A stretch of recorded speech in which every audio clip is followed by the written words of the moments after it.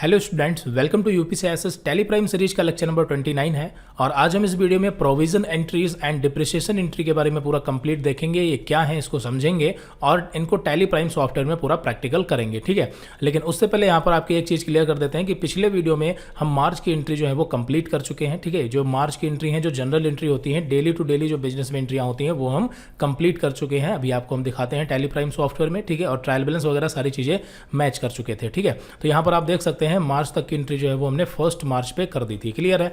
अब यहाँ पर हम बात करते हैं प्रोविजन एंट्री क्या होती है। तो सबसे पहले यहाँ पर एक चीज़ क्लियर कर देते हैं कि आगे जो एंट्री हम करने वाले हैं, प्रोविजन एंट्री, डिप्रिसिएशन या फिर adjustment, other adjustment, closing entry, ये सब एंट्रियाँ भी मार्च के अंतर्गत ही आती हैं, ठीक है। मार्च में ही आती हैं। लेकिन ये जो एंट्री हमने पहले कर दी है ये मार्च की जनरल एंट्री होती है। लेकिन ये जो एंट्री होती है इसको हम बोलते हैं क्लोजिंग एंट्री, ठीक है। ये जितनी भी एंट्रियाँ हैं, प्रोविजन हो या डिप्रिसिएशन हो या इसके आगे जो भी करेंगे, क्लोजिंग एंट्री होती है। क्लोजिंग एंट्री का मतलब क्या होता है, तो देखिए जब हमारा फाइनेंशियल ईयर एंड होता है, ठीक है। अभी आपको याद होगा कि हमारा जो फाइनेंशियल ईयर चल रहा था वो 1 अप्रैल 2020 से लेकर के 31 मार्च, ठीक है, 31 मार्च 21 तक था, ठीक है। तो अभी आप मान के चलिए कि आज जो है वो 31 मार्च है, ठीक है, मान लेते हैं, क्योंकि अभी तक आपको पता है कि हम 12 मंथ की एंट्री कंप्लीट कर चुके हैं, ठीक है। लास्ट हमारा मार्च था 12 मंथ, ठीक है। तो यहाँ पर अभी हमारा क्या हो रहा है, फाइनेंशियल ईयर एंड हो रहा है। तो अब आगे की जो एंट्री होंगी, ठीक है, बिजनेस में जो आगे की एंट्री होंगी, यानी कि 1 अप्रैल 2021 से जब एंट्री करना हम स्टार्ट करेंगे तो यहाँ पर हमारा नया फाइनेंशियल ईयर स्टार्ट होगा, यानी कि बिजनेस का न्यू ईयर स्टार्ट होगा, जिसको हम बोलते हैं नया फाइनेंशियल ईयर स्टार्ट होगा। तो इसके लिए हमें एक नई कंपनी क्रिएट करनी पड़ेगी, ठीक है। वो सारी चीज़ें तो हम देखेंगे हालांकि आने वाले वीडियोस में, ठीक है। लेकिन यहाँ पर हम बात कर रहे हैं कि ये जो प्रोविजन एंट्री या डिप्रिसिएशन एंट्री है, इसको हम क्या बोलते हैं, इसको हम बोलते हैं क्लोजिंग एंट्री, मतलब क्लोजिंग एंट्री के अंतर्गत आती हैं। और ये हमेशा फाइनेंशियल ईयर के एंड में की जाती हैं। अब इनकी जरूरत क्या है, तो देखिए इनकी जरूरत क्या होती है। तो आपको नॉर्मली पता है कि हम हर महीने अभी तक ट्रायल बैलेंस देखते हुए आ रहे थे, यानी कि हमने अप्रैल का ट्रायल बैलेंस चेक किया, मई का चेक किया, जून का चेक किया, जुलाई का चेक किया, मतलब हर महीने का जो है ट्रायल बैलेंस हम चेक करते हैं, रिपोर्ट देखते हैं, ठीक है, क्लियर है। लेकिन जब हमारा फाइनेंशियल ईयर एंड होता है, यानी कि 12 मंथ की पूरी फाइनल ईयरली, यानी कि पूरी एक साल की रिपोर्ट जब हम एक साथ देखते हैं तो वहां पर हमें एक्चुअल रिपोर्ट मतलब चाहिए होती है, ठीक है। वहां पर हमें क्या चाहिए होता है, एक्चुअल रिपोर्ट। एक्चुअल रिपोर्ट का मतलब क्या होता है कि अगर हम अभी मार्च के ट्रायल बैलेंस की ही बात करें, जैसे यही मार्च का ट्रायल बैलेंस ले लेते हैं नॉर्मल, ठीक है, जो कि जनरल एंट्री करने के बाद में आया है, तो क्या यहाँ पर आप ये कह सकते हैं कि जो इसमें इनडायरेक्ट एक्सपेंसेज में जितने ये एक्सपेंसेस दिखाई दे रहे हैं, क्या ये एक्सपेंसेज 11 मंथ के हैं या फिर ये एक्सपेंसेज 12 मंथ के हैं। तो आप बिल्कुल कहेंगे कि ये एक्सपेंसेज जो इसमें दिखाई दे रहे हैं वो लगभग 11 मंथ के हैं, ठीक है, 12 मंथ के नहीं है। क्यों नहीं है, क्योंकि आपको याद होगा, चाहे हम यहाँ पर रेंट का एग्जाम्पल ले लें, सैलरी एक्सपेंसेज का ले लें, इलेक्ट्रिसिटी बिल का ले लें, या टेलीफोन एक्सपेंसेज ले लें, या इस तरह से ऑफिस मेंटेनेंस या और कोई भी एक्सपेंसेज ले लें, तो ये सारे एक्सपेंसेज जो हम करते हैं ये कब करते हैं, जब हमारा, जैसे रेंट की बात करें तो जब हमारा अप्रैल मंथ पूरा हो जाता है उसके बाद में हम रेंट देते हैं, यानी कि मकान मालिक को हम किराया कब देते हैं, जब 1 महीना हो जाता है। और इसी तरह से एम्प्लॉय को सैलरी कब देते हैं, जब वो 1 महीना काम कर लेते हैं, क्लियर है। तो हम यहाँ पर क्या है, 1 मंथ डिले है, ठीक है, 1 महीना हम लेट में सारे एक्सपेंसेज करते हैं। तो आपको याद होगा कि हमने अप्रैल मंथ में कोई भी rent, salary, electricity bill, telephone नहीं दिया था, लेकिन हमने मई से देना स्टार्ट कर दिया था, यानी मई में दिया। तो आपको याद होगा कि जब हमने मई में रेंट, सैलरी या जो भी खर्चे किए थे वो सारे अप्रैल के थे, आपको याद होगा ना। आपको ये चीज़ क्लियर होनी चाहिए, जो हमने मई में खर्चे किए वो किस मंथ के थे, अप्रैल के। जो हमने रेंट दिया, सैलरी दी, वो अप्रैल महीने की दी कब, मई में दी, लेकिन दी अप्रैल महीने की, क्लियर है। तो आई थिंक समझ गए होंगे, इतना तो क्लियर है। इसी तरह से जब मई के बाद हमने जून में जो सैलरी, रेंट या जो भी एक्सपेंसेस किए वो मई मंथ के थे, ठीक है। और इसी तरह से ये डिले होता होता गया और फाइनली यहाँ पर अभी मार्च है। तो आपको पता है कि मार्च में जो हमने अभी पिछले वीडियो में एंट्री की थी उसमें हमने जो रेंट, सैलरी जो भी खर्चे किए थे वो सारे फरवरी मंथ के थे, ठीक है। फरवरी मंथ के सारे खर्चे हमने कब किए, मार्च में। तो अब यहाँ पर मार्च के जो खर्चे हैं वो नॉर्मली अप्रैल में होने चाहिए, लेकिन अप्रैल का जो यहाँ पर फाइनेंशियल ईयर है वो नया स्टार्ट होगा 2021 का।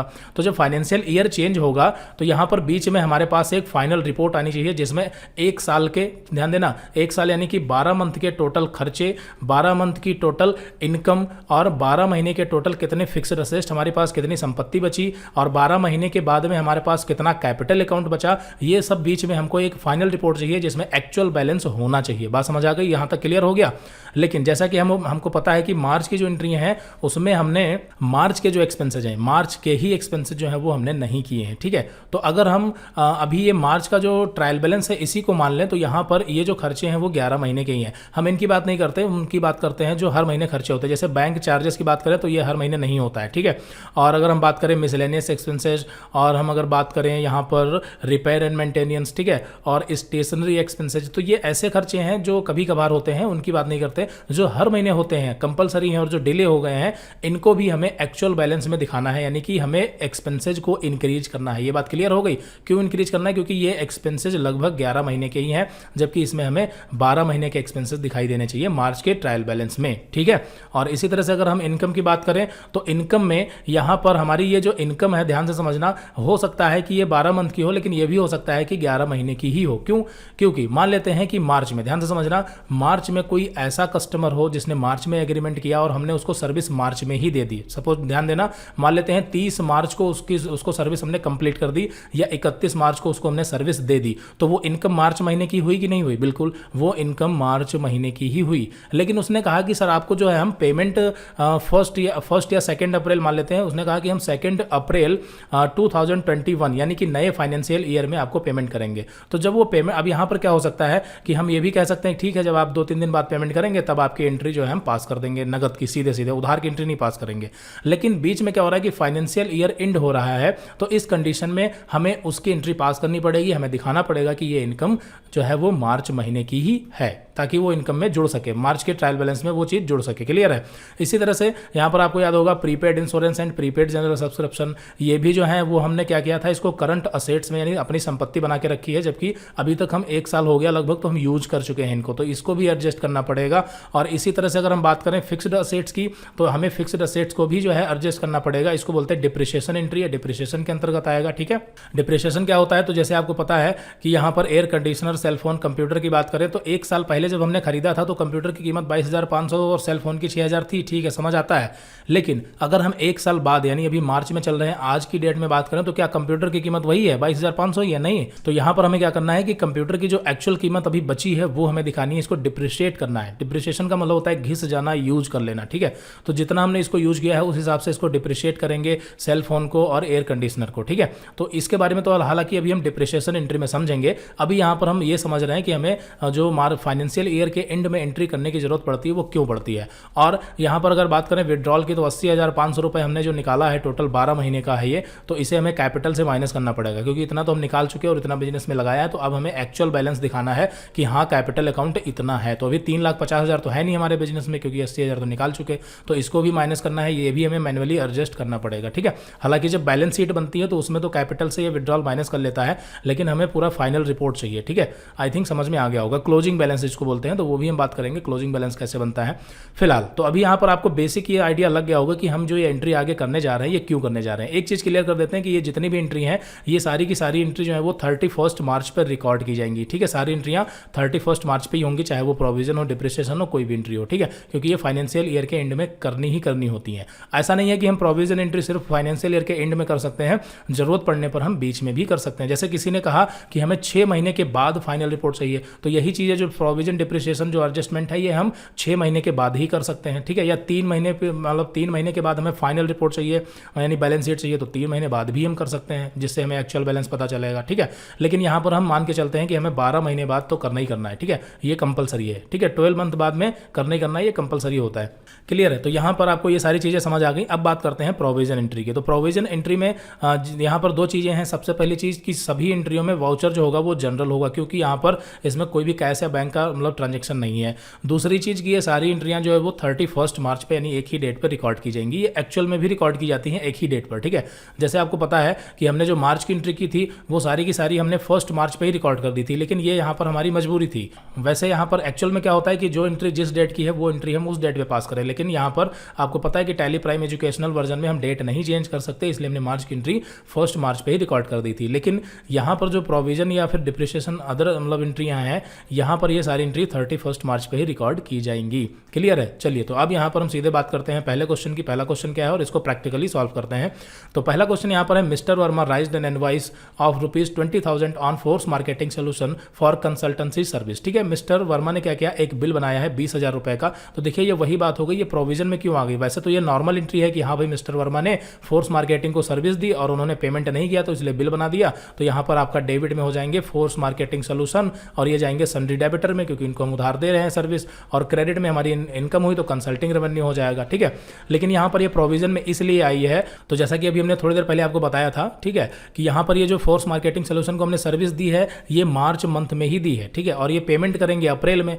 तो यहाँ पर अब बीच में क्या हो रहा है, फाइनेंशियल ईयर एंड हो रहा है, तो इनके इनकम को हमें मार्च में ही दिखाना है, इसलिए ये भी प्रोविजन के अंतर्गत आ जाएगी। ठीक है, तो यहाँ पर ये तो वैसे सिंपल एंट्री है। चलिए इसको पहले हम कर लेते हैं प्रैक्टिकल, फिर उसके बाद आगे बढ़ते हैं। तो यहाँ पर चलते हैं सीधे ट्रांजेक्शंस एंड वाउचर, और यहाँ पर हम डेट चेंज करेंगे, सेट करेंगे 31 मार्च, ध्यान रखना इसको भूलना नहीं है आपको। और यहाँ पर वाउचर जनरल और यहाँ पर लेजर बनेगा फोर्स मार्केटिंग सोल्यूशन का, और ये अंडर किसके जाएंगे, सन्ड्री डेबिटर के जाएंगे। आपको पता है अंडर किसके जाएंगे, सन्ड्री डेबिटर, और इसको हम जो है एक्सेप्ट कर लेते हैं। तो यहाँ पर ये एक्सेप्ट हो गया, कितना, 20,000 रुपए। ठीक है, और यहाँ पर इसको हम करेंगे न्यू रेफर ट्रांजेक्शन और एंटर करते हैं, और यहाँ पर क्रेडिट में आपका हो जाएगा कंसल्टिंग रेवेन्यू, क्योंकि यहाँ पर हमारी इनकम हो रही है और इसको फाइनली हमने एक्सेप्ट कर लिया। तो ये एंट्री कंप्लीट हो गई। अब बात करते हैं यहाँ पर प्रोविजन फॉर रेंट। अब देखिए रेंट में जब हम प्रोविजन करेंगे तो इसकी एंट्री कैसे करेंगे, तो देखिए थोड़ा सा प्रैक्टिकल पहले बताते हैं, फिर उसके बाद थ्योरी समझाएंगे। प्रोविजन का मतलब होता है प्रावधान। ठीक है, तो जो प्रोविजन हम करते हैं वो खास करके एक्सपेंसेज के लिए करते हैं। किसके लिए करते हैं, एक्सपेंसेज के लिए। क्यों करते हैं, देखिए, तो जैसा कि हमने बताया कि अभी तक जो हमने खर्चे किए हैं, एक्सपेंसेज किए हैं, वो 11 मंथ तक के किए हैं। ठीक है, अभी जो 12 मंथ है, यानी कि जो मार्च के एक्सपेंसेज है वो हमने किए ही नहीं है।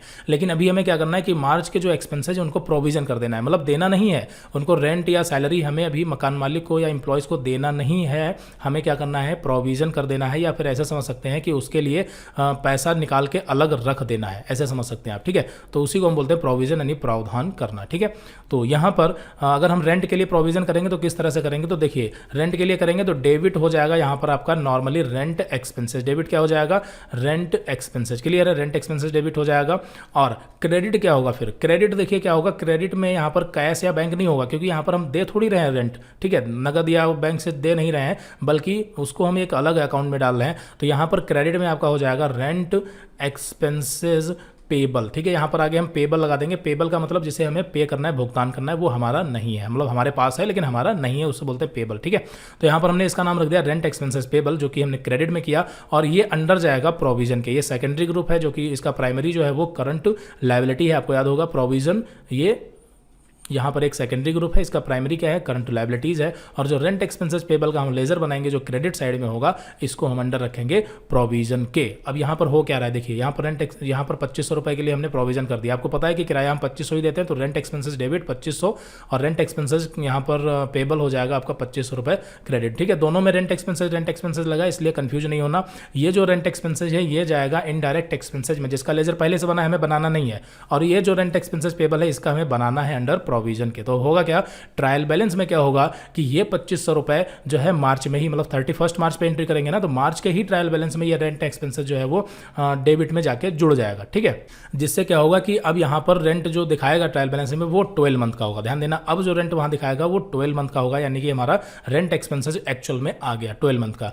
अभी यहाँ पर अगर हम नगद दे रहे होते रेंट, तब तो सीधी सी बात थी भाई, क्रेडिट में यहाँ पर कैश या बैंक कर देते, जनरल एंट्री मतलब नॉर्मल हो जाती। लेकिन यहाँ पर अभी हम नगद नहीं दे रहे हैं उनको, इसलिए यहाँ पर उस पैसे को हम अलग कलेक्ट करेंगे, जिसको बोलते हैं प्रोविजन करना। पैसा जो हमारा कैश है या बैंक में जो पैसा पड़ा है वो हमारे पास जहाँ है वहीं रहेगा, बस यहाँ पर सिर्फ हम एंट्रियों में उसका फेरबदल करेंगे, जिससे हमारा जो ट्रायल बैलेंस रिपोर्ट्स है वो अच्छे से मतलब एक्चुअल में दिखाई दे। क्लियर है, तो यहाँ पर रेंट एक्सपेंसेस पेबल आपका चला जाएगा प्रोविजन में। इसमें कंफ्यूज बिल्कुल नहीं होना, अगर कोई दिक्कत है तो आप वीडियो को यहीं से रिपीट करके देख ले, आराम से सारी चीज़ें समझ आ जाएंगी, क्योंकि हमने एक एक टॉपिक को एक्सप्लेन कर दिया है पूरा। ठीक है, तो रेंट एक्सपेंसेस पेबल ये प्रोविजन में जाएगा, और इस तरह से यहाँ पर जितने भी हैं, जैसे सैलरी की बात करें तो सैलरी भी यहाँ पर क्या होगा, डेबिट होगा। सैलरी भी क्या होगा, डेबिट हो जाएगा। कितना, जितना भी हम देते हैं 12,000 रुपए से। और क्रेडिट में क्या होगा, सैलरी एक्सपेंसेस पेबल। इसमें भी हम नया लेजर बनाएंगे, इसको भी हम रख देंगे पेबल में। ठीक है, इसको भी क्या कर देंगे, सैलरी एक्सपेंसेस पेबल कर देंगे। क्लियर है, बात समझ लेना इस बात को। और यहाँ पर वाउचर यहाँ पर आपका जनरली होगा, ये तो हम पहले ही बता चुके हैं। और सैलरी एक्सपेंसेस का जब लेजर मतलब सैलरी एक्सपेंसेस पेबल का लेजर बनेगा तो ये भी जाएगा किस में जाएगा, प्रोविजन में। ठीक है, अब यहाँ पर एक काम और कर सकते हैं कि हम सभी के लिए, ठीक है, यानी रेंट के लिए, सैलरी के लिए और ऑफिस मेंटेनेंस, टेलीफोन, कन्वेंस, इन सभी के लिए क्या कर सकते हैं कि हम एक ही लेज़र, कॉमन लेज़र बना सकते हैं। ऐसा कर सकते हैं, लेकिन फिर उसमें थोड़ा कन्फ्यूजन ये होगी कि सारा अमाउंट जाके एक ही में जुड़ जाएगा, तो उससे आप ये नहीं पता कर पाएंगे कि कितना किस खर्चे के लिए कितना अमाउंट हमने प्रोविजन कर रखा है। इसलिए हम क्या करेंगे, सभी के लिए अलग अलग एक लेज़र बनाएंगे। क्लियर है? चलिए, तो यहाँ पर दो चीज़ें देखिए आपको समझ आ गई, रेंट, सैलरी। इसी तरह से ऑफिस मेंटेनेंस भी डेबिट क्या होगा, ऑफिस मेंटेनेंस ही होगा, जिससे जो मार्च का ट्रायल बैलेंस में जो एक्सपेंसेज है वो इंक्रीज हो जाएगा और आपका वो पैसा चला जाएगा प्रोविजन में, यानी प्रावधान कर देंगे उस पैसे को पेबल के अंतर्गत। क्लियर है? तो इसी तरह से यहाँ पर डेबिट में ऑफिस मेंटेनेंस और क्रेडिट में ऑफिस मेंटेनेंस पेबल हो जाएगा। ठीक है? इसी तरह से मोबाइल फोन बिल, तो मोबाइल फोन बिल पेबल हो जाएगा, मतलब जो क्रेडिट में रहेगा वो पेबल रहेगा और उसका लेजर बनेगा। चलिए इसको यहाँ पर प्रैक्टिकली करते हैं तो आपको सारी चीज़ें और बेटर समझ में आएंगी। और फिर ये फाइनेंशियल ईयर जब एंड हो जाएगा उसके बाद इसका क्लोजिंग बैलेंस बना के एक नई कंपनी बना के उसमें उसको ओपनिंग बैलेंस आएगा, ओपनिंग बैलेंस डालेंगे और नेक्स्ट मंथ की एंट्री करेंगे तो आपको सारी चीज़ें जो है वो क्लियर हो जाएंगी। ठीक है? अभी आप पेशेंस बनाए रखें और जितना हम अभी बता रहे हैं इतना आप समझ लें अच्छे से बस। ठीक है? तो यहाँ पर चलिए ये एंट्री कर चुके थे, अब यहाँ पर रेंट वाला जो है इसको प्रोविजन करते हैं। तो वाउचर यहाँ पर जनरल होगा, डेबिट में यहाँ पर आपका रेंट एक्सपेंसेज हो जाएगा कितना, 2500 रुपये, और यहाँ पर क्रेडिट में लेजर बनेगा रेंट एक्सपेंसेज पेबल का। ठीक है? कंफ्यूज नहीं होना, रेंट एक्सपेंसेज, तो यहाँ पर रेंट एक्सपेंसेज पेबल्स और अंडर ये जाएगा प्रोविजन के, अंडर किसके जाएगा, प्रोविजंस, और यहाँ पर इसको हम एक्सेप्ट करते हैं और ये एंट्री आपकी हो गई। इसी तरह से यहाँ पर हम सैलरी के लिए प्रोविजन करेंगे तो डेबिट में आपका सैलरी एक्सपेंसेस जो कि पहले से लेजर बना है वही होगा कितना, 12,000 रुपये से। ठीक है? 12,000 यहाँ पर हमें बताना है, शुभम को 7,500 रुपये देना है और यहाँ पर गीता को 4500 रुपये, और एंटर क्रेडिट में यहाँ पर हम क्या करेंगे, सैलरी एक्सपेंसेस पेबल। ठीक है? अभी दे नहीं रहे हैं, आपको पता है जैसा कि ये हम पेमेंट नहीं कर रहे हैं एम्प्लॉय को, बस यहाँ पर पेबल का लेजर बना के उसको प्रोविजन में रख रहे हैं। तो यहाँ पर ये जाएगा प्रोविजन में और इसको यहाँ पर हमने एक्सेप्ट कर लिया। ठीक है? तो यहाँ पर ये देखिए दो एंट्री हो गई। इसी तरह से तीसरा आपका क्या है, तीसरा यहाँ पर है ऑफिस मेंटेनेंस। ठीक है? यहाँ पर क्या है, ऑफिस मेंटेनेंस 750 रुपये से, तो इसको भी हम क्या करेंगे, डेबिट करेंगे यहाँ पर, जो कि पहला ही लेजर बन चुका है। तो ऑफिस मेंटेनेंस कितना है, 750 रुपये, और क्रेडिट में यहाँ पर लेजर बनेगा ऑफिस मेंटेनेंस का। ठीक है? तो यहाँ पर देखिए ऑफिस मेंटेनेंस पेबल, ये अंडर किसके जाएगा, प्रोविजन के ही जाएगा, ध्यान रखना। एक्सेप्ट करते हैं और यहाँ पर इसको भी हम एक्सेप्ट कर लेते हैं, ये भी हो गया। और फिर आगे बढ़ते हैं, अगला है यहाँ पर टेलीफोन के लिए जो है पेबल किया गया, यानी टेलीफोन एक्सपेंसेस 1690 रुपये। ठीक है? तो यहाँ पर डेबिट में आपका हो जाएगा टेलीफोन एक्सपेंसेस 1690 रुपये, और क्रेडिट में क्या होगा, टेलीफोन एक्सपेंसेस पेबल, तो लेजर बनाते हैं। तो और यहाँ पर ये अंडर किसके जाएगा, प्रोविजन के ही जाएगा। ठीक है? सारे अंडर प्रोविजन होंगे, एक्सेप्ट करते हैं, ये भी हो गया आपका। और यहाँ पर क्या बचा, देखिए ये बचा आपका कन्वेंस बिल। ठीक है? तो यहाँ पर कन्वेंस एक्सपेंसेज, इसका भी लेजर बनेगा, 1300 रुपये है। तो सबसे पहले तो जो एक्सपेंसेज वाला लेजर है उसको यहाँ पर हम सेट करते हैं, कन्वेंस एक्सपेंसेज कितना, 1300 रुपये, एंटर किया। क्रेडिट में यहाँ पर कन्वेंस एक्सपेंसेज पेबल का बनेगा और एंटर करते हैं, यहाँ पर प्रोविजन के अंडर ये भी जाएगा, इसको एक्सेप्ट करते हैं और ये एंट्री भी हो गई। ठीक है? आगे देखते हैं। फिर उसके बाद अगला क्वेश्चन है कि mister Umar received an invoice from Raj travels. यहाँ पर देखिए राज ट्रेवल से भी हमें इनवाइस मिला है, ये भी प्रोविजन के अंतर्गत आएगा। ठीक है? क्योंकि यहाँ पर जो इसमें cab hiring expenses and out station tour जो भी एक्सपेंसेज यहाँ पर है, मतलब ये भी हमारा मार्च का ही है। ठीक है? ये भी हमारा मार्च महीने का ही है, इसलिए यहाँ पर इसकी एंट्री भी हम करेंगे, लेकिन ये प्रोविजन की तरीके से नहीं करेंगे, इसमें कोई भी लेजर नहीं बनेंगे। ठीक है? क्यों नहीं बनेंगे, क्योंकि इसमें हम अभी नगद पेमेंट कर ही नहीं रहे। ठीक है? तो इसमें हम सीधे राज ट्रेवल्स पर वो एंट्री पास कर देंगे, मतलब उधार कर देंगे, इसको ऐसे समझ सकते हैं। ठीक है? तो वो एक्चुअल मतलब कैब हायरिंग का और आउट स्टेशन का यहाँ पर जो आपका ट्रायल बैलेंस का इनडायरेक्ट एक्सपेंसेज है इससे इंक्रीज हो जाएगा और एक्चुअल बैलेंस पता चलेगा। ठीक है? तो यहाँ पर ये नॉर्मल एंट्री जैसे हम करते आ रहे थे वैसे ही करेंगे। तो यहाँ पर डेबिट में आपका हो जाएगा कैब हायरिंग एक्सपेंसेज, कितना है अमाउंट चेक कर लेते हैं, ये आपका है 2900 रुपये। ठीक है? 2900 रुपये। और दूसरी बार डेबिट में यहाँ पर होगा आपका आउट स्टेशन। ठीक है? आउट स्टेशन टूर्स, और इसका अमाउंट कितना है, इसका अमाउंट आपका है 3700 रुपये। ठीक है?